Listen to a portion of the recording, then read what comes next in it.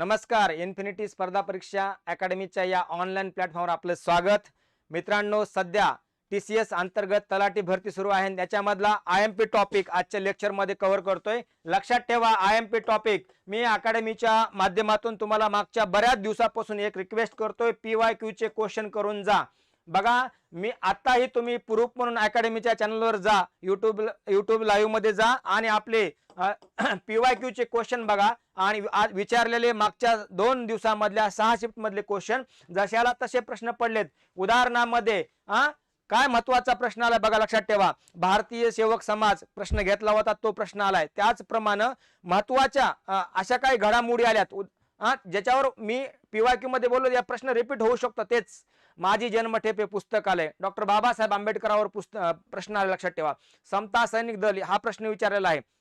यानंतर महत्वाच्या आर्य समाज यांच्यावर प्रश्न आलेला आहे. म्हणजे प्रश्न काय होतात, रिपीट होत आहेत. म्हणून आणखीन वेळ गेलेला नाही. PYQ चं सिरीज तुम्ही एकदा वेळातला वेळ काढून, लक्षात ठेवा, स्पीडनं बघा, पण बघा, कारण का तुम्हाला याचा फायदा होईल. आजच्या लेक्चर मध्ये सगळ्यात महत्वाचा ज्याच्यावर प्रश्न पुढील शिफ्ट मध्ये नक्की येणार, काय कन्फर्म ज्याच्यावर प्रश्न येणार, असं महाराष्ट्रातील व्यक्तिमत्व ज्यांनी, बघा लक्षात ठेवा, महिलांच्यासाठी शिक्षणासाठी ज्यांनी आपलं आयुष्य वाहून घेतलं, क्रांतिज्योती सावित्रीबाई फुले. मित्रांनो, आजच्या लेक्चर मध्ये सुरुवातीला सांगतो, क्रांतिज्योती सावित्रीबाई फुले, पंडिता रमाबाई रानडे, डॉक्टर रखमाबाई राऊत, जनकाका शिंदे, अनुताई वाघ, ताराबाई मोडक, ताराबाई शिंदे, आनंदीबाई जोशी, या सर्व महान महिला व्यक्तिमत्वाविषयी या लेक्चर मध्ये कव्हर करतोय. चला, लेक्चर थोडं लेंदी होईल, पण नक्की बघून घ्या, कारण का वेळ आपल्या हातामध्ये आहे. प्रश्न रिपीट होऊ शकतो. सावित्रीबाई फुले यांच्याविषयी 3 जानेवारी 1831 ला नायगाव जिल्हा सातारा या ठिकाणी क्रांतिज्योती सावित्रीबाई फुले यांचा जन्म झाला. वडिलांचं नाव खंडोजी नेवसे पाटील आणि 10 मार्च 1897 ला प्लेग, लक्षात ठेवा, प्लेगच्या आजारानं म्हणजे सेवा करते त्यांचं निधन झालं. यानंतर 1840 ला IMP करा पॉइंट, 9व्या वर्षी महात्मा ज्योतिराव फुले यांच्याशी विवाह झाला. सावित्रीबाईंना शिक्षण देण्याचं कार्य ज्योतिबांनी केलं. बघा, त्यांचं शिक्षण घरीच झालं. पुढे ज्योतिबांचे मित्र केशव शिवराम भावाळकर व सखाराम यशवंत परांजपे यांनी सावित्रीबाईंच्या शिक्षणाची जबाबदारी घेतली. IMP पॉइंट करा, याच्यावर प्रश्न आलेला आहे आणि रिपीट पण होणार. 1848 ला सुरू झालेल्या मुलीच्या पहिल्या शाळेमध्ये सावित्रीबाई फुले यांचा सिंहाचा वाटा होता. ही शाळा पुण्यामध्ये भिडेंच्या वाड्यामध्ये सुरू झाली होती. याच्यावर प्रश्न आला आहे, पुणे भिडेंचा वाडा, याच्यावर प्रश्न आलेला आहे. या शाळेच्या त्या पहिल्या मुख्याध्यापिका होत्या, म्हणून जबाबदारी त्यांनी सांभाळली. शाळेच्या पहिल्याच वर्षात एकूण 6 विद्यार्थिनी होत्या. या 6 पैकी 4 ब्राह्मण, लक्षात ठेवा, काय 4 ब्राह्मण मुली होत्या, 1 मराठा आणि 1 इतर समाजाची मुलगी होती. पुढे सावित्रीबाईंनी मिस फरार आणि मिस मिशेल यांच्या संस्थेमध्ये अध्यापनाचं कार्य केलं. यानंतर स्त्री असून शाळेत अध्यापनाचं कार्य करते असल्याने त्यांना सामाजिक अवहेलना, बघा, समाज हा त्यावेळेसचा कसा होता, रूढीवादी होता. पण त्यांनी या समाजाच्या अशा रूढीवादी समाज अवहेलना करावं लागल्या. समाजाकडून त्यांच्यावर अनेक वेळा, काय लक्षात ठेवा, बोलण्याच्या माध्यमातून असेल, काही कृत्य पण झालं. पण सावित्रीबाई फुले घाबरले नाहीत, कारण का त्यांच्या पाठीशी खंबीरपणे महात्मा ज्योतिराव फुले उभे होते. बघूया, यानंतर 1848 ते 52 या काळात एकूण 18 शाळा उभारण्यात आल्या. लक्षात ठेवा, पुन्हा फुले दाम्पत्यांनी, महात्मा ज्योतिबा फुले आणि सावित्रीबाई फुले यांनी, याच्यामध्ये सिंहाचा वाटा सावित्रीबाई फुले यांचा होता. सावित्रीबाईंच्या सासऱ्याने सावित्रीबाईंना शिक्षिका म्हणून कार्य करणाऱ्या विरोध केला, मात्र ज्योतिबा त्यांच्या सोबत खंबीरपणे उभे होते. परिणामी दोघांनीही या कारणामुळे घर सोडावं लागलं. पित्यांचं घर सोडल्यानंतर फुले दाम्पत्याने त्यांचे मित्र उस्मान शेख यांच्याकडे आश्रय घेतला. उस्मानची बहीण, लक्षात ठेवा, काय फतिमा शेख ह्या सुशिक्षित होत्या.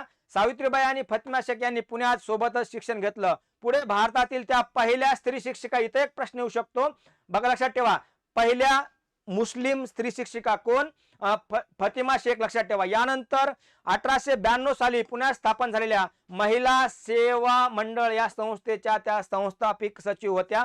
हा पण प्रश्न येऊ शकतो. 1852 पुण्यामध्ये स्थापन झालेल्या महिला सेवा मंडळ, आपल्याला हा एक्झामला प्रश्न येऊ शकतो. यानंतर 1863, ज्याच्यावर PYQ मध्ये प्रश्न आलेला आहे, बाल हत्या प्रतिबंध घर, लक्षात ठेवा. ज्योतिबांनी, लक्षात ठेवा, सावित्रीबाई सोबत घेऊन बाल हत्या प्रतिबंध घराची स्थापना केली. पण ही कुठं केली, स्वतःच्या घरामध्ये, जे राहत होत्या घरामध्ये. आणि महत्वाचा पॉइंट, काशीबाई या विधवा स्त्रीचा यशवंत नावाचा म्हणजे या बाल हत्या प्रतिबंधक गृहामध्ये ही जी ब्राह्मण विधवा स्त्री होती यांचा मुलगा यशवंत ह्या मुला दत्तक घेतलं आणि त्यांचं उच्च शिक्षण करून पुन्हा डॉक्टर, लक्षात ठेवा. म्हणजे बोले तैसा चाले त्याची वृंदावली पावले. आधी समाजाला स्वतः आदर्श दिला, नंतर बघा कुठलीही गोष्ट स्वतःपासून सुरुवात करावी लागते. म्हणजे त्यांनी दत्तक घेतलं, हे बाल हत्या प्रतिबंधक घर स्थापन केलं. यामधली स्त्री, लक्षात ठेवा. इथं प्रश्न येऊ शकतो, काशीबाई या विधवा स्त्रीचा मुलगा यशवंत. यानंतर सावित्रीबाईच्या प्रेरणेने नारायण मेघाजी लोखंडे यांनी विधवांच्या केशवविरुद्ध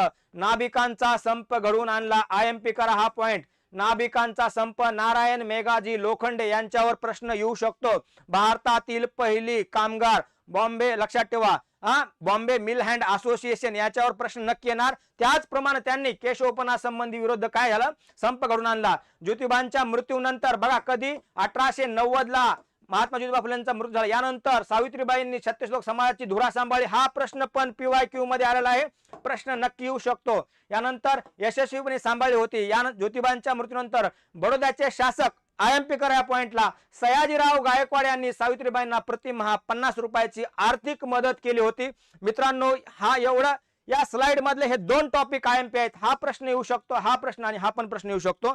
यानंतर पुढे 1893 ला सासवड येथे भरलेल्या सत्यशोधक समाजाच्या अधिवेशनाचे अध्यक्षपद सावित्रीबाई फुले यांनी भूषवलं होतं. याला ट्रिपल स्टार द्या, हा पण प्रश्न येऊ शकतो. 1893, कारण का 1890 ला महात्मा ज्योतिराव फुले यांचं निधन झालं. यानंतर पुढे 1897 ला पुण्यात प्लेगची साथ पसरली होती. आपल्याला हीच समकालीन एक घटना माहित आहे, लक्षात ठेवा. काय, रँडची हत्या, चापेकर बंधू.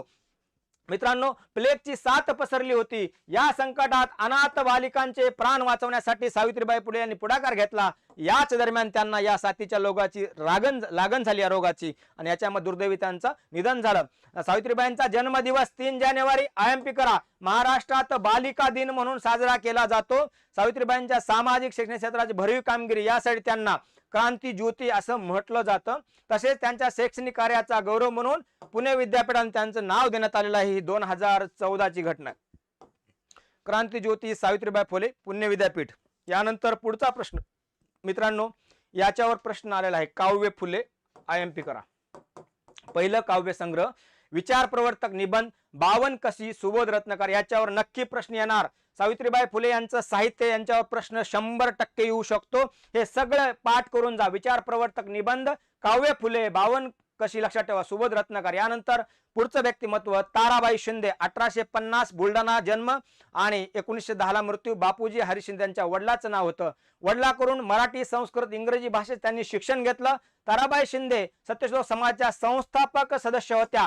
सत्यशोधक समाज 1873, 24 सप्टेंबर, ठिकाण पुणे. संस्थापक महात्मा ज्योतिराव फुले. चला, यानंतर 1876 साली त्यांचे वडील सत्यशोधक समाजाचे उपाध्यक्ष होते. त्यांना विधवा पुनर्विवाह त्यांनी, लक्षात ठेवा, समर्थन केलं होतं. मात्र कन्या ताराबाई यांना जेव्हा वैधव्य आलं तेव्हा त्यांनी पुनर्विवाह लावून देण्यास विरोध केला.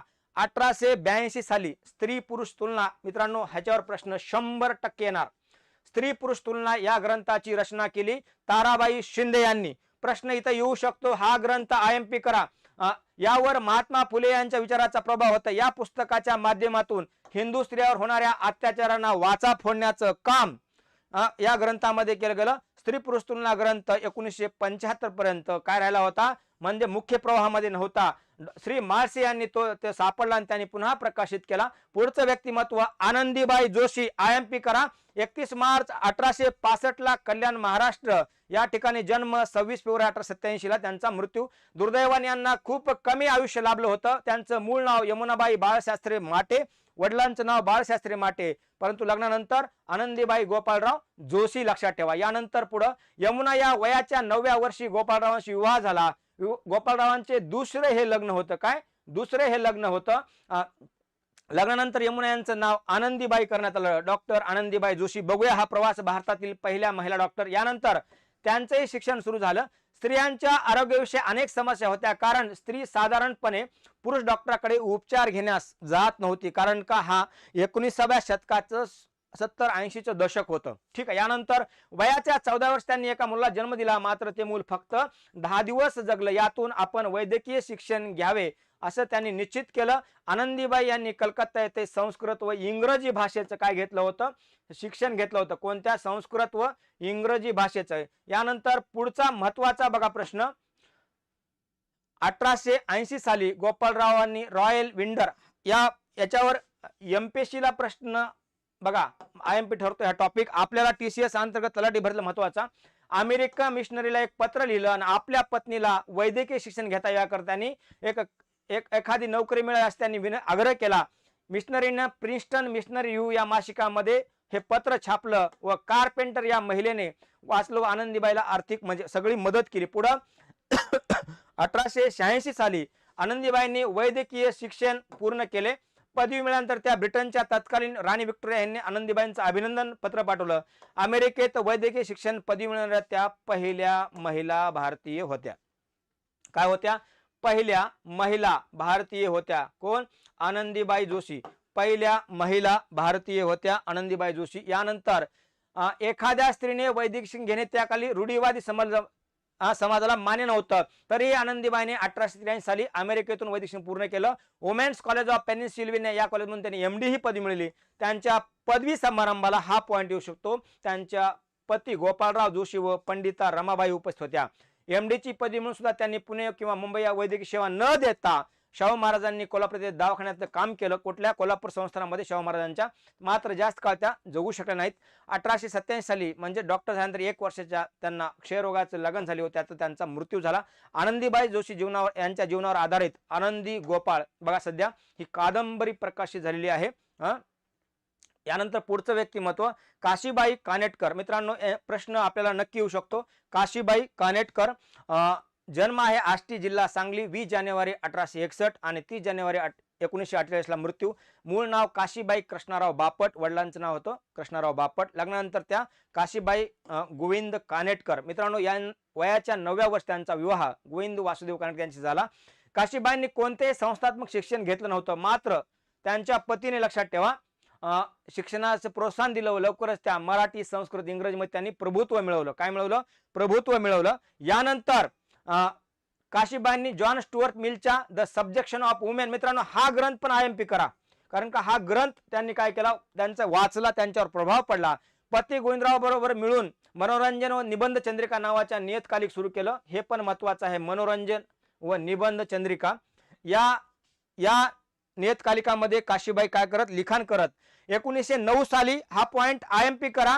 गोविंदराव कानेटकर यांच्या अध्यक्षतेखाली कोणतं ग्रंथकार संमेलन भरलं होतं? या संमेलनामध्ये काशीबाई उपस्थित होत्या आणि बघा लक्षात ठेवा त्या एक महिला लेखिका म्हणून उपस्थित होत्या. यानंतर 1906 सालच्या वसंत व्याख्यानमाला भरली होती. या वसंत मालेचं अध्यक्षस्थान बसवण्याचा मान कोणाला मिळाला? काशीबाई कानेटकर यांना मिळाला.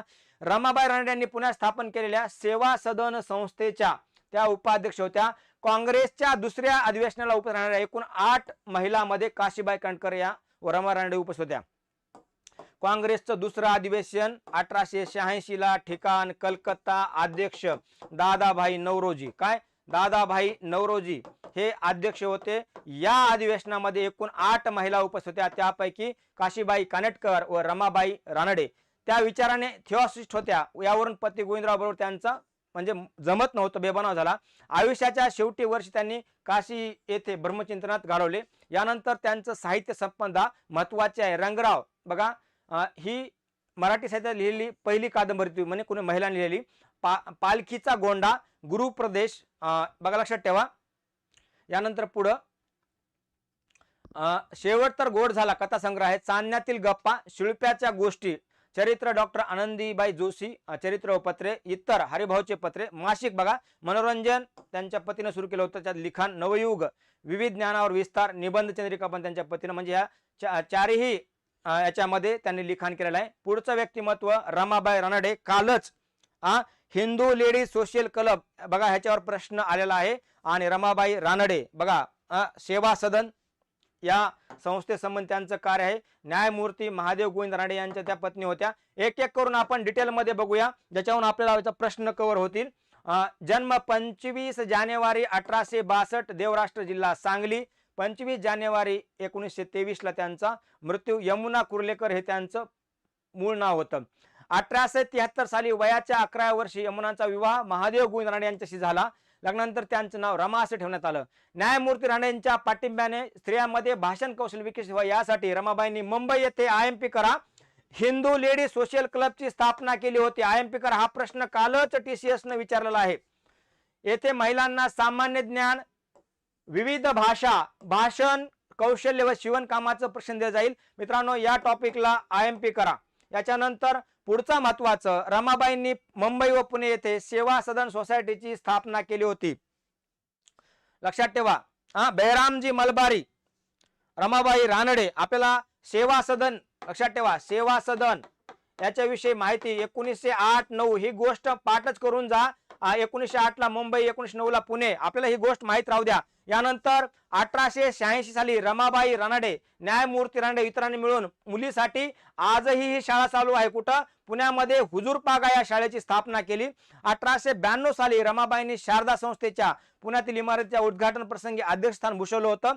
मित्रांनो, ही शारदा आश्रम किंवा शारदा सदन ही संस्था पंडिता रमाबाईंनी स्थापन केली होती. आता पंडित रमाबाईंनी स्थापन केली. याच्यानंतर रमाबाईंनी पहिल्यांदा नाशिक हायस्कूल मध्ये मुख्य अतिथी म्हणून भाषण केलं. साधारणपणे 600 स्त्रियांचा संमती वयाच्या कायद्याला समर्थन देणारे पत्र त्यांनी ब्रिटिश शासनाला पाठवले. मित्रांनो, एज ऑफ कन्सेंट ऍक्ट कधी? 1891 चा आहे. या कायद्याला लोकमान्य बाळ गंगाधर टिळकांनी विरोध केला होता, तर न्यायमूर्ती रानडे आणि रमाबाई रानडे यांनी सपोर्ट केला होता. मित्रांनो, हे पुण्यामध्ये याच्या संबंधी दोन गट पडले होते. आपल्याला माहित राहू द्या, 1891 चा सहमती वयाचा कायदा, या कायद्याला लोकमान्य टिळकांचा विरोध होता. तर लक्षात ठेवा, पंडिता रमाबाई रानडे आणि न्यायमूर्ती रानडे यांचा पाठिंबा होता.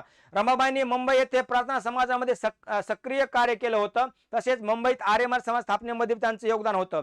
तसेच बॉम्बे महिला परिषदेची पण त्यांनी स्थापना केली होती. बॉम्बे महिला परिषद ही ॲडिशन माहिती, कारण का परीक्षेला हिंदू लेडी सोशल क्लब आलेला आहे.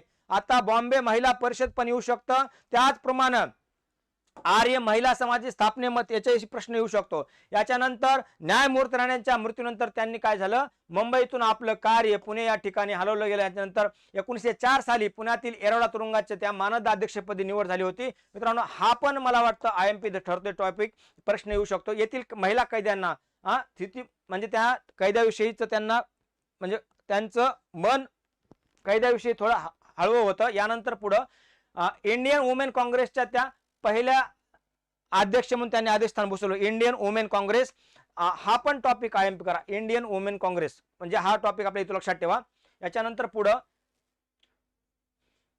1908 ला बेहरामजी मलबारी, दयाराम गिडमुले यांनी स्त्रियांना परिचारिका म्हणून प्रशिक्षण देणारी संस्था स्थापन करण्यासाठी रमाबाई रानडे यांच्याकडून मार्गदर्शन घेतलं होतं. मुंबई येथे सेवा सदनचे अस्तित्व झालं. पुढं संस्थेच्या अनेक शहरात विस्तार झाला. विविध अभ्यासक्रम सुरू करण्यात आले. रमाबाई या हयात असेपर्यंत या संस्थेचं अधिष्ठान बहाल करण्यात आलं होतं. संस्थेच्या कार्यात महिलांचा सहभाग लक्ष्मीबाई चंदावरकर, श्रीमती दोराबजी टाटा, श्रीमती विठ्ठलदास ठाकरसी, बीबी दिलशान बेगम, श्रीमती अली अकबर खान या महिला सक्रिय होत्या. 1903 साली रामकृष्ण गोपाळ भांडारकर, RG भांडारकर व भाजेकर यांच्या विनंतीवरून मुंबई येथे बघा, लक्षात ठेवा काय, मुंबई येथे भरलेल्या इंडियन वुमेन काँग्रेसचे त्या अधिष्ठान बसवलं होतं. फक्त ऍड करा इंडियन वुमेन काँग्रेस 1903 लक्षात ठेवा. त्यांचं अध्यक्षस्थान त्यांनी भूषवलं होतं 1903. हा आपल्याला महत्वाचा टॉपिक ठरतो. यानंतर 1913 साली त्यांनी गुजरातच्या काठियावाड भागामध्ये दुष्काळ पडला. यावेळी त्यांनी मदत केली. शासनाने त्यांचा या कार्याचा गौरव म्हणून कैसरे हिंद लक्षात ठेवा काय हा किताब टायटल बहाल केला होता. रमाबाईंनी मुलीसाठी सक्तीचं पूर्व प्राथमिक देण्यासाठी चळवळ चालवली होती. 1920 साली रमाबाईने आमच्या काही आठवणी नावाने आपलं आत्मचरित्र लिहिलं होतं. हा पॉइंट IMP करा. आमच्या काही आठवणी साहित्य टॉपिक TCS ला इम्पॉर्टंट ठरतोय. तर रमाबाई रानडेवर प्रश्न येऊ शकतो. आमच्या काही आठवणी हे त्यांचं आत्मचरित्र होतं. यानंतर पुढं 1921-22 काळात बॉम्बे प्रांतात स्त्रियांना प्रौढ मतदार असावे यासाठी त्यांनी चळवळ चालवली होती. लक्षात ठेवा 2012 ला रमाबाई रानडे यांच्या जीवनावर आधारित उंच माझा झोका ही मालिका प्रसिद्ध करण्यात आली सध्या काय 2012 ला. पुढचं व्यक्तिमत्व विठ्ठल रामजी शिंदे यांच्या भगिनी लक्षात ठेवा जानकाका शिंदे 1878 जमखिंडी लक्षात ठेवा कर्नाटक मधलं आणि 1957 त्यांचा मृत्यू. मूळ नाव जनाबाई शिंदे. बघा जनकाका शिंदे ह्या विठ्ठल राम शिंदे यांच्या धाकट्या भगिनी होत्या. वयाच्या 5व्या वर्षी त्यांचं लग्न IMP करा कृष्णाराव यांच्या सोबत झालं होतं. मित्रांनो लक्षात ठेवा, याच्यावर प्रश्न आपल्याला नक्की येऊ शकतो, म्हणजे या व्यक्तिमत्वावर. मात्र 11-12 वर्ष होईपर्यंत त्या माहेरीच राहिल्या, तिथेच त्यांचं शिक्षण घेतलं. पुढं शिक्षणाला त्यांच्या पतीचा म्हणजे कृष्णारावांचा विरोध होता, मात्र सासऱ्याने त्यांच्या शिक्षणात प्रोत्साहन दिलं. वयाच्या 12 वर्षी त्या सासरी गेल्या, मात्र शिक्षण आणि बुद्धिमत्ता यामुळे त्यांचं पतीचा जानकाकावर मत्सर होता, म्हणजे त्यांचा द्वेष वाढला होता. त्यामुळे जानकाकाने कायमचं माहेरी परत पाठवून दिले. माहेरी परत आल्यावर त्यांचे वडील बंधू कोण? विठ्ठल रामजी शिंदे. मित्रांनो या व्यक्तिमत्वावर आपल्याला प्रश्न 100% येतो, कारण का डिप्रेस क्लास मिशन, बहिष्कृत हितकारणी सभा, याच्यावर प्रश्न आयोगामध्ये आपल्याला TCS अंतर्गत नक्की येतो. यानंतर जानकाका पुन्हा लक्षात ठेवा शिक्षण सुरू झालं महर्षी कर्वेंच्या, लक्षात ठेवा, हिंगणे येथे शाळेत प्रवेश घेतला. परंतु लक्षात ठेवा यानंतर त्यांना अनेकांनी मदत केली, मात्र तिथं काही अडचणी आल्यामुळे त्यांनी हुजूरपागा ही शाळा पुन्हा रमाबाई रानडे यांनी न्यायमूर्तींनी स्थापन केली होती पुणे या ठिकाणी. या शाळेमध्ये प्रवेश केला. तत्पूर्वी विठ्ठलरावांनी सदाशिव पेठेतील चिमण्या गणपती जवळ अमेरिकन मिशनरी शाळेत प्रवेश घेतला होता, मात्र मिशनरीवर एक आरोप होता काय धर्मांतराचा हेतू, म्हणून त्यांनी काय केलं, 6 महिन्यातून प्रवेश रद्द केला. पुढे त्या काळात पंडिता रमाबाई शारदा सदनचे नाव मोठे होते, मात्र इथं प्रवेश घेण्यासाठी 5 वर्ष मुलीला कोणतीही सुट्टी मिळणार नाही अशी अट होती, पुन्हा रमाबाईने घातली होती. यानंतर शिक्षणाच्या आड धर्मांतराचा प्रयत्न धोका त्यांना वाटत असल्याने तिथे त्यांनी प्रवेश घेतला नाही. पुढे शेवटी त्यांचं पुण्यातील कुठल्या, आता मी म्हटलं हुजूरपागा इथं प्रवेश मिळाला. आपल्या माहेरचं आडनाव लक्षात ठेवा शिंदे वापरून प्रवेश घेतला. त्यांच्या शिक्षणात कोणताही अडथळा येणार नाही असा सल्ला बघा तिथल्या शिक्षिका मिस हरपड आणि मिस भोर यांनी दिला होता. 1906 साली याच्यावर नक्की TCS न आताही प्रश्न विचारलाय. PYQ मध्ये प्रश्न आहे आणि हे पुढेही प्रश्न येऊ शकतो. लक्षात अप्लाइड लेवलचा. Depress class mission 1906 Vitthal Ramji Shinde यांनी सुरू केलं होतं. काय उद्देश होता? अस्पृश्यांचा उद्धार करण्यासाठी या कार्यात जनकाका शिंदे यांचा सक्रिय सहभाग होता. जसं महात्मा ज्योतिबा फुले यांनी स्थापन केलेल्या, लक्षात ठेवा काय, पहिल्या शाळापासून 1852 म्हणजे 18 शाळा स्थापन केल्या होत्या. या कार्यामध्ये क्रांतिज्योती सावित्रीबाई फुलेंचा सहभाग होता. त्याचप्रमाणे विठ्ठल रामजी शिंदे यांच्या डिप्रेस क्लास मिशन त्यांच्या भगिनींचा पण सहभाग होता. 1920 साली जानकाकांनी अहमदनगर जिल्ह्यात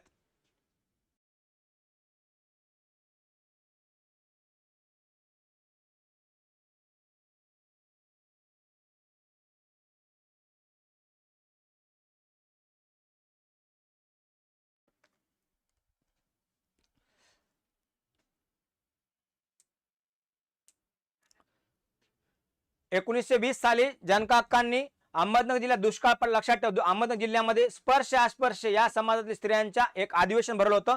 या टॉपिकला थोडं IMP करता का बघा, कारण का मला असं वाटतं वैयक्तिक लेवलला 1920 ला जानकाका शिंदे यांचं अहमदनगर या ठिकाणी कोणतं संमेलन भरलं होतं? समाजातील टच अनटचल याविषयी स्त्रियांचं एक अधिवेशन भरलं होतं. यानंतर 1920 साली पुणे व अहमदनगर भागात पडलेल्या दुष्काळात त्यांनी आर्थिक, लक्षात ठेवा, मदत केली. त्यापैकी इतरही मदत केली. आपलं जन्मगाव असलेल्या जमखिंडी संस्थानात त्यांनी देवदासी प्रतीला पायबंद घालण्यासाठी प्रयत्न केला होता. IMP करा मित्रांनो. असाच प्रश्न विठ्ठल रामजी शिंदे यांच्यावर पण येऊ शकतो, कारण का मुरळी प्रथा, ज्याला आपण देवदासी प्रथेविषयीचं संमेलन लक्षात ठेवा जेजुरी या ठिकाणी कोणी भरवलं याच्यावर प्रश्न आलेला आहे. तसंच जमखिंडी या संस्थानामध्ये देवदासी प्रथेला पायबंद घालण्यासाठी कुणी प्रयत्न केला? तर जानकाका शिंदे. आपल्याला नक्की दोन्हीत कन्फ्यूज करू शकतो विठ्ठलराम शिंदे आणि जानकाका शिंदे. याच्यानंतर जानकाका शिंदेनी प्रार्थना समाजात सक्रिय सहभाग घेतला होता. आता प्रार्थना समाज नाव आले म्हणजे आपल्याला माहितीच पाहिजे 1867 ला कुठं, मुंबई या ठिकाणी. व्यक्तिमत्व आहेत दादोबा पांडुरंग तरखडकर यांनी स्थापन केलेला हा समाज होता ब्राह्मण समाजाच्या प्रेरणेने. यानंतर 1920 च्या प्रारंभी मोफत व प्राथमिक शिक्षण विषयावर बराच वादविवाद निर्माण झाला होता. रमाबाई रानडे, हा पॉइंट पाठ करा. जानकाका शिंदे, विठ्ठलराम शिंदे यासारख्या अनेक लोकांनी मुलींना शिक्षण मिळावे यासाठी प्रयत्न केले, मात्र निधी अपुरा असल्याने फक्त मुलांना शिक्षण द्यावे असे टिळकांचे करीत होत असलेले टिळकांच्या गटाचं मत होतं. यावेळी स्त्री शिक्षणाच्या समर्थनात जानकाका शिंदे जागृती या पत्रात लेख लिहिला होता. कशाविषयी? महिलांच्या एज्युकेशन विषयी. आपले बंधू विठ्ठलराम शिंदे प्रमाणे जानकाका शिंदे महाराष्ट्रात उपेक्षित मानकर राहिल्या. त्यांचं कार्य प्रसिद्ध किंवा त्यांना जसं पाहिजे तसं ते व्यक्तिमत्व प्रसिद्ध मिळाले नाही. त्यांच्या कार्याचा दाखला समकालीन आधुनिक इतिहासकारांनी व लेखकांनी घेतलेला दिसत नाही. त्यांच्या मृत्यूनंतर लक्षात दखल सुबोध पत्रिका वगळता इतर कोणत्याही वृत्तपत्रात घेतली नव्हती. उतरत्या वयात परावलंबी जीवन जगावे लागू नये म्हणून त्या दक्षिण आफ्रिकेत आपल्या मुलाकडे गेल्या. तेथे आपल्या संस्थेच्या आर्थिक तरतुदीसाठी त्यांनी भरीव, लक्षात ठेवा, त्यांनी भाऊबीज फंडाच्या माध्यमातून निधी गोळा केला. 1944 साली हा पॉइंट पाठ करा.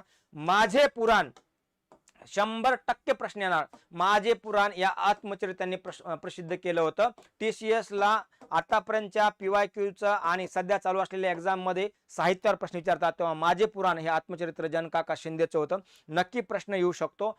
बघा पुढचं व्यक्तिमत्व पंडिता रमाबाई. ह्या TCSचा MPSCचा सगळ्या एक्झामचा IMP टॉपिक आहे. काय आहे? IMP टॉपिक आहे. 2 एप्रिल 1858 जन्म आणि 5 एप्रिल 1922 त्यांचा मृत्यू आहे. मित्रांनो लक्षात ठेवा. व्यक्तिमत्वाला अनुसरून जर प्रश्न आला, बघा व्यक्तिमत्वाला अनुसरून जर प्रश्न आला तर आपल्याला उत्तर देता आलं पाहिजे. पंडिता रमाबाई, लक्षात ठेवा, त्यांच्या वडिलांचं नाव अनंत शास्त्री डोंगरे, म्हणजे माहेरचं नाव त्यांचं डोंगरे होतं. बघूया, पंडिता म्हणजे काही सरस्वती आणि पंडिता हे त्यांच्या पदव्या होत्या त्यांच्या ज्ञानाच्या. लक्ष्मीबाई डोंगरे त्यांच्या आईचं नाव बिपिन बिहारी दास, लक्षात ठेवा, हे कलकत्त्याचे होते, त्यांचं हे पती होते. आणि मनोरमा नावाची त्यांना एकच मुलगी होती. ठीक आहे, हे आपल्याला पार्श्वभूमी माहित राहू द्या. यानंतर आई वडिलांचं 1874 लाच निधन झालं. त्यानंतर त्यांनी 1878 मध्ये कलकत्ता येथे व्याख्यान दिलं. विषय होता आर्यवंशाचा विकास व ऱ्हास आणि प्राचीन काळातील प्रतिष्ठित स्त्री जीवन.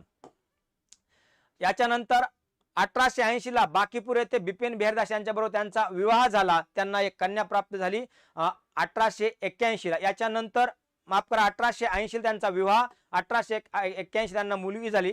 यानंतर 1882 ला दुर्दैव, लक्षात ठेवा, त्यांच्या आयुष्यामधलं बिपिन बिहारी दास यांच्या पतीचं निधन झालं.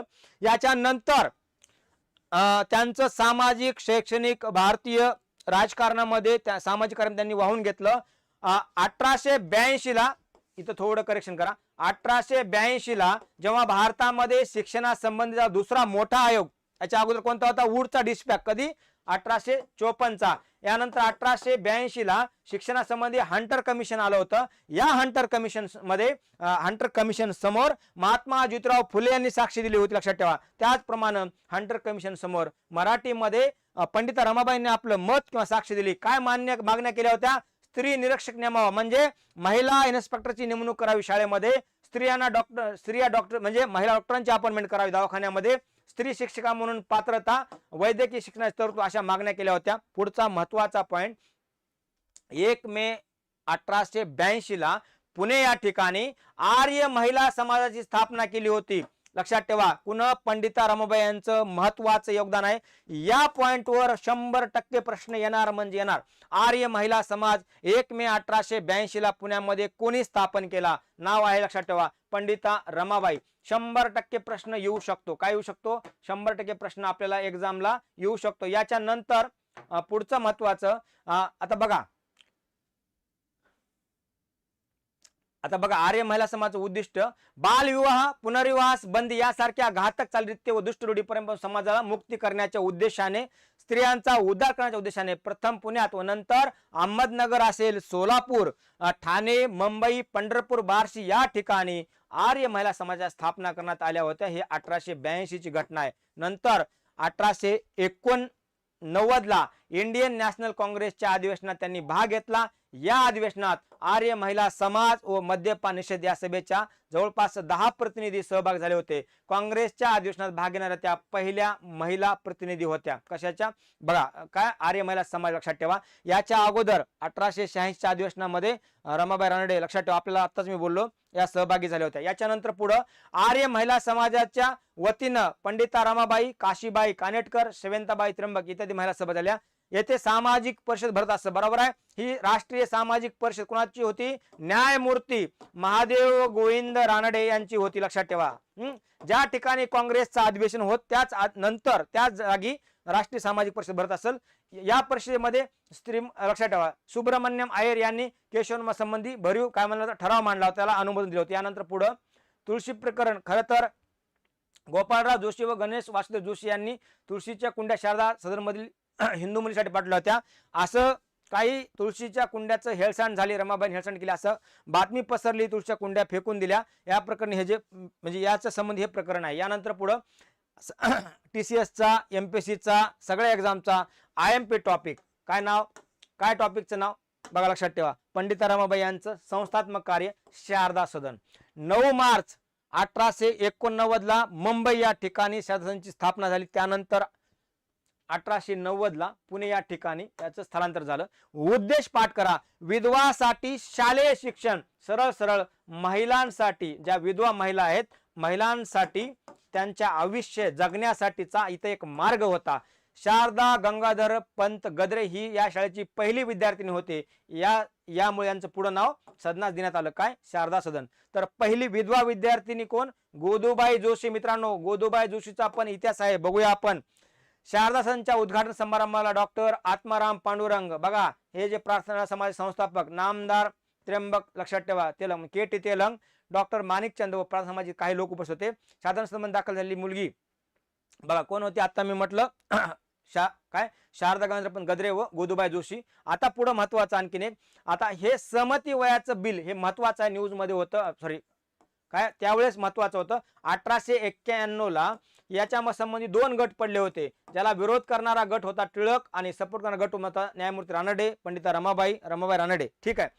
मुलीचा समागमाचं वय 12 वर्ष असावं. गोदूबाई व धोंडूकर यांच्या विवाह सुरुवातीला पंडित रमाबाईने विरोध केला होता. आता गोदूबाई कोण, लक्षात ठेवा, शारदा सदन मध्ये जी पहिली विधवा महिला दाखल झाली होती या गोदूबाई आणि महर्षी धोंडू केशव कर्वे, लक्षात ठेवा, यांच्या विवाहाला सुरुवातीला कुणा पंडित रमाबाईने विरोध केला. मात्र लक्षात ठेवा, या दाम्पत्याच्या लग्नपत्रिकेवर रामभाऊ जोशी व गोपाळ गणेश आगरकर यांच्या सह्या होत्या. याच्यानंतर पुढं त्यांचा अमेरिकेमध्ये दौरा झाला, परदेशी दौरा, Sweden, Canada, England, Holland, New Zealand. महत्वाचं पुढची संस्था आता मुक्ती सदन, पुण्यापासून 35 मैल दूर असणाऱ्या केडगाव येथे 100 एकर जागेमध्ये हे मुक्ती सदन उभारण्यात आलं होतं.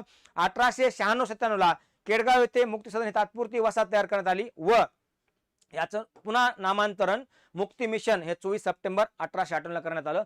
मुक्ती सदनचे विभाग होते मित्रांनो, हे एवढेच विभाग IMP करा, मी त्याला IMP नाव टाकतोय, आपल्याला याच्यावर प्रश्न येऊ शकतो, लक्षात ठेवा.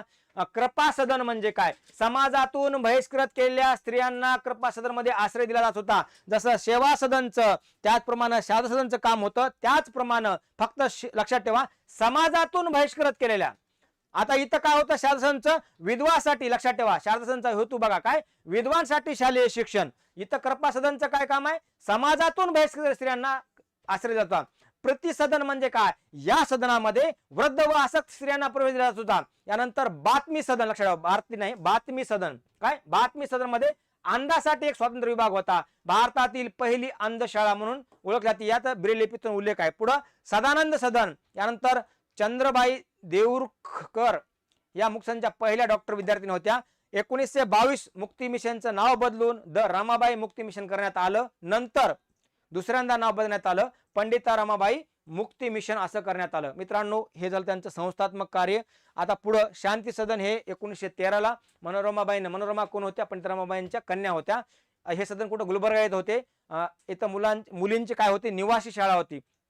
जेव्हा मनोरमा बाईंचं निधन झालं त्यानंतर पंडिता रमाबाईंनी ही शाळा मेथॉडिस्ट मिशनकडे काय केली, सोपवली होती. आता ही पंडिता आणि सरस्वती, लक्षात ठेवा, आपण पंडिता रमाबाई म्हणतो, परंतु रमाबाई डोंगरे हे त्यांचं काय होतं, पूर्ण नाव होतं, कारण का ते अण्णा डोंगरे होतं. परंतु पंडिता ही त्यांची पदवी होती. बघा काय होतं, 1878 मध्ये जेव्हा कलकत्ता विश्वविद्यालयाच्या सिनेट हॉलमध्ये प्राध्यापक टोने, प्राध्यापक गो आणि प्राध्यापक महेशचंद्र नायरत्न यांच्या बरोबर त्यांनी जेव्हा शास्त्रार्थ केला, वादविवाद केला, चर्चा केली, तेव्हा त्यांना टोने, गो आणि महेशचंद्र यांनी पंडिता व सरस्वती या पदव्या टायटल बहाल करण्यात आल्या होत्या. याच्यानंतर त्यांचं काही महत्वाचं लिखाण पण आहे बघा, याच्यावर प्रश्न येऊ शकतो. स्त्री धर्मनीती, IMP करा या पॉइंटला. साहित्य सध्या TCSचा हॉट टॉपिक ठरतोय. स्त्री धर्मनीती म्हणजे या पुस्तकामध्ये वामन गोविंद रानडे यांनी प्रकाशन केलं होतं. या पुस्तकात नेटिव्ह ओपिनियन व केसरीवर टीका करण्यात आली होती. उच्चवर्णीय हिंदू स्त्री क्रांतिकारी विचाराचं पुस्तक रमाबाई व आई लक्ष्मीबाई यांना अर्पण केलंय. युनायटेड स्टेट मित्रांनो हे एक आय एम पी करा. उच्चवर्णीय हिंदू स्त्री या एक पॉइंटला आय एम पी करा. याच्यानंतर युनायटेड स्टेट्सची लोकस्थिती हे एक पुस्तक होतं. पुन्हा बायबलचं मराठी अनुवाद, हिंदू भाषेचं व्याकरण, माझी साक्ष एक मला आय एम पी वाटतोय. द टेस्टिमनी, नवा करार आणि भविष्याची कथा. नवा करार, माझी साक्ष, फिमेन एक्सपेरिमेंट्स इन इंडिया हे 1898चं आहे. याच्यानंतर त्यांचा प्रवास कसा होता बघा मित्रांनो. ब्राह्मो समाज बघा त्यांनी शेवटी ब्राह्मो समाजात कार्य केलं. आर्य समाज, त्यानंतर प्रार्थना समाजाचं प्रतिनिधित्व करत असताना पुढे शेवटी त्यांनी ख्रिस्ती धर्म स्वीकारलेला होता. याच्यानंतर पुढचं व्यक्तिमत्व ताराबाई मोडक. 100% प्रश्न येतो ताराबाई मोडकवर. काय येतो प्रश्न येतो म्हणजे येतो ताराबाई मोडक. मित्रांनो ताराबाई मोडक यांचं कार्य आपण जेव्हा 19 एप्रिल 1892 ला मुंबईमध्ये या ठिकाणी जन्म, 31 ऑगस्ट 1973 ला लक्षात ठेवा त्यांचं निधन. मूळ गाव त्यांचं चाकण पुणे आणि मूळ नाव लक्षात ठेवा त्यांचं केळकर. यानंतर ताराबाई यांचे वडील सदाशिवराव हे सुबोध पत्रिका या साप्ताहिकाचे संपादक होते. कोणती पत्रिका? सुबोध पत्रिका. यानंतर तसेच ते हितोपदेशक कामगार या साप्ताहिक, त्याचप्रमाणे ज्ञानदीप या मासिकाही चालवत. आय एम पी करा हे सगळे साप्ताहिक, हितोपदेश, कामगार. यानंतर ताराबाईंच्या मातोश्री उमाबाई या सुद्धा स्त्री शिक्षण, विधवा पुनर्विवाहासाठी कार्य करत होत्या. साहजिकच त्यांना आईवडिलांचा वारसा त्यांनी पुढे चालवला. 1914 साली मुंबई विद्यापीठातून त्या BA ची पदवी प्राप्त केली त्यांनी. 1915 ला अमरावतीचे वकील I M P Krishna Modak यांच्याशी त्यांनी नोंदणी पद्धतीने रजिस्टर मॅरेज केलं किंवा प्रेमविवाह होता. यानंतर 1922 साली ताराबाई राजकोट येथे बार्टन फिमेल ट्रेनिंग कॉलेजमध्ये लेडी सुपरिटेंडेंट म्हणून त्यांनी कार्य केलं. याच्यानंतर पुढे गिजूबाई बधेका यांच्या सहाय्याने भावनगर येथे मॉन्टेसरीच्या तत्वावर आधारित गीता शिक्षण पद्धती सुरुवात केली. ह्याच ताराबाईचं बाल शिक्षण कार्याचा प्रारंभ होता. हा पॉइंट पाठ करा. गीता शिक्षण. मला असं वाटतंय ताराबाई लक्षात ठेवा यांच्यावर जर प्रश्न आला ताराबाई मोडक तर बाल शिक्षण महत्वाचं आहे म्हणून त्यांना पूर्व प्राथमिक शिक्षणाचे प्रवर्तक म्हणतात. 1923 ते 32 हे 9 वर्ष त्या भावनगरच्या दक्षिणामूर्ती शिक्षण संस्थेमध्ये प्राध्यापक होत्या. पुढे 1933 साली शिक्षण पत्रिका काढण्याची त्यांनी सुरुवात केली. हे मासिक मराठी, गुजराती, हिंदी भाषेत प्रकाशित होत असेल. शिक्षण पत्रिका. 1936 साली नूतन बाल शिक्षण संस्था स्थापन केली. तसेच याच वर्षी दादर येथे शिशु विहार नावाची संस्था स्थापन केली. मॉन्टेसरी शिक्षण प्रणालीपासून त्या प्रभावित होत्या, मात्र त्यांच्या खर्चिक असलेल्या भारतातल्या लागू करण्याचे मर्यादा त्यांना अवगत होत्या. बघा भारतात कारण खर्चिक होते ते शिक्षण. त्यातून अंगणवाडी ही संकल्पना उगम झाली.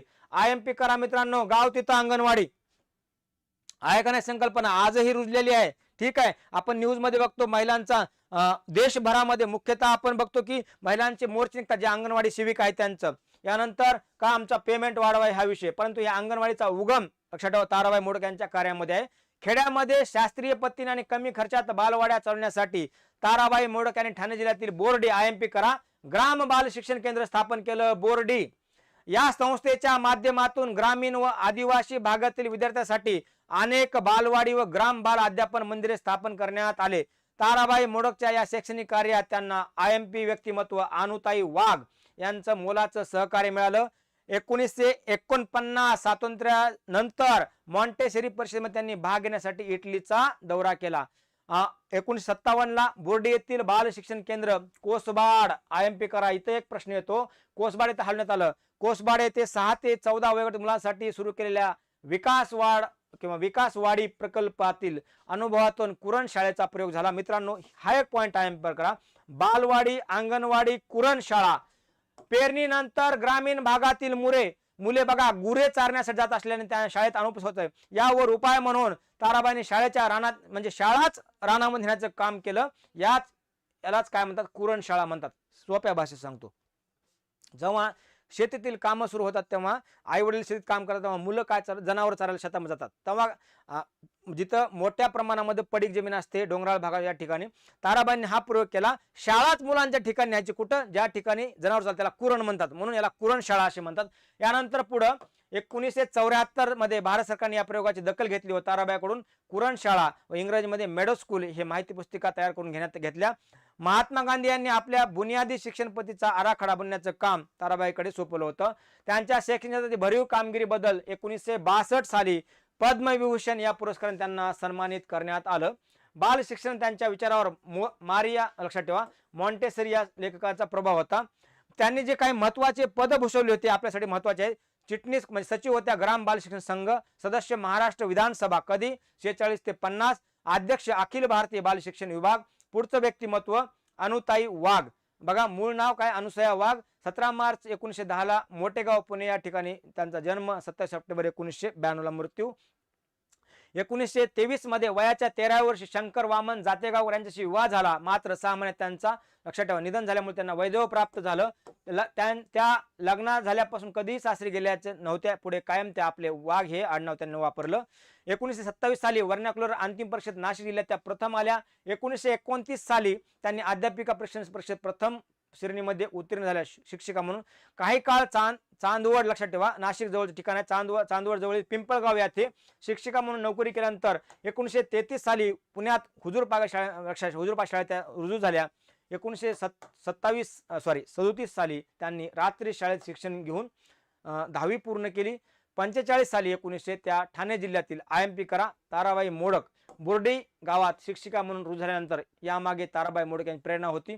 त्यातून ताराबाईंनी शिक्षण पत्रिका हे मासिक वाचून बालशिक्षणासाठी त्यांनी म्हणजे ताराबाई यांचं कोणतं मासिक शिक्षण पत्रिका हे कोण वाचलं अनुताई वाघ यांनी वाचलं आणि त्यांनी ठरवलं की बालशिक्षणाचं कार्य करायचं. 1961 ला शिक्षिका म्हणून कार्य करत असताना 1961 साली त्यांनी मुंबई येथे श्रीमती नाथाबाई दामोदर ठाकरे महिला विद्यापीठातून BA ची पदवी SNDT प्रथम श्रेणीत उत्तीर्ण झाल्या. 76 ते 79 या काळात अनुताई वाघ यांनी राष्ट्रीय शिक्षण अनुसंधान परिषद या मंडळाच्या कार्यकर्त्या सदस्य होत्या. राष्ट्रीय शिक्षण व प्रशिक्षण मंडळाच्या त्या काय होत्या सदस्य होत्या. अनुताई वाघ यांनी बोर्डी परिसरात आदिवासी व गरिबांसाठी मोठ्या प्रमाणात शैक्षणिक कल्याणकारी कार्य केलं. या भागात 5-25 गावाचा समूह एकत्र करून ग्राम मंगल प्रकल्प हा महत्त्वपूर्ण भूमिका बजावली. ग्रामीण भागात प्राथमिक शिक्षण क्षेत्रात कार्य करताना अनुताई वाघ यांचा असा अनुभव आलाय बघा. फेब्रुवारी ते जून या काळात अन्नधान्य टंचाईमुळे अनुपस्थित प्रमाण खूप वाढत असल्यामुळे त्यांनी शाळेतच अन्न पुरवावे लागले. यातूनच एकात्मिक बाल विकास प्रकल्प कार्यक्रम ज्याला आपण म्हणतो ICDS काय झाला चालू झाला आणि मुख्य भाग असलेल्या अंगणवाडी संकल्पनेचा उदय. बघा अंगणवाडी संकल्पना मित्रांनो कुठंतरी मिड डे मील ज्याला आपण म्हणतो मिड डे मील लक्षात ठेवा. जे मध्यान्ह भोजन आणि अंगणवाडी दोन्ही ठिकाणी मुलांना वेगवेगळ्या वयोगटात मुलांना जेवण मिळतं शाळेमध्ये. ठीक आहे. याच्यामध्ये अनुताई वाघ यांचा सिंहाचा वाटा याच्या सगळं कार्यामध्ये. त्यांच्या ग्रंथावर प्रश्न येतो बालवाडी कशी चालवावी. कुरण शाळा विकासाच्या मार्गावर शिक्षण मित्र माला अजब सातबाई 8 पट नगरीत सकस आहार गीते टिल्लूचा करामत सहज शिक्षण गुरुमाऊलीचा संदेश दाभणेच्या जंगलात विकासवाडी दर्शन सावित्री केसरी छावा इत्यादी लेखन केलेलं आहे. आणि हे महत्वाचं आहे बघा कोसबारच्या टेकडीवरून याला IMP करा 100% प्रश्न येतो. अनुताई वाघ यांचं काय आहे आत्मचरित्र आहे.